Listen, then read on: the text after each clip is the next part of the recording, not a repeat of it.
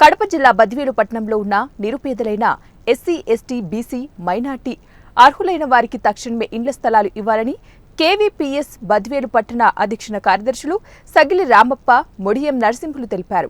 సుందరయ్య భవనం నందు కేవీపీఎస్ పట్టణ కమిటీ ఆధ్వర్యంలో విలేకరుల సమావేశాన్ని ఏర్పాటు చేశారు.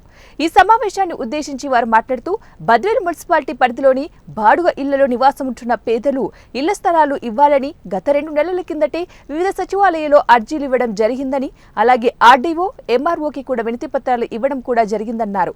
కానీ ఇంతవరకు రెవెన్యూ అధికారులు వెరిఫికేషన్ చేయకుండా నిర్లక్ష్యం వహిస్తున్నారని వారు తెలిపారు. పట్టణంలో ప్రభుత్వ భూములు బడా పెట్టుబడిదారులు ఆక్రమించుకొని లక్షలాది రూపాయలు సొమ్ము చేసుకుంటున్నారని, వారిపైన రెవెన్యూ అధికారులు చర్యలు తీసుకోకపోవడం సిగ్గుచేటన్నారు. ఇప్పటికైనా ప్రభుత్వ స్థలాలను రెవెన్యూ అధికారులు కాపాడి అర్హులైన ప్రతి ఒక్కరికి కూడా ఇంటి స్థలాలు ఇవ్వాలని వారు కోరారు. లేని పక్షంలో కేవీపీఎస్ పట్టణ కమిటీ ఆధ్వర్యంలో పేద ప్రజలను కలుపుకొని ప్రభుత్వ స్థలాలలో జెండాలు పాతి ప్రజలకు పంచుతామని వారు తెలియజేశారు. ఈ సమావేశంలో కేవీపీఎస్ నాయకులు శివ తదితరులు పాల్గొన్నారు. పేదలకు ప్రభుత్వ స్థలం అధికంగా ఉన్నది. ఆ ప్రభుత్వ స్థలాన్ని రెవెన్యూ డిపార్ట్మెంట్ గుర్తించి ఈ అర్జీలు పెట్టుకున్నటువంటి ఇల్లు లేని నిరుపేదలకు ఇవ్వడంలో ప్రభుత్వం పూర్తిగా విఫలమైంది.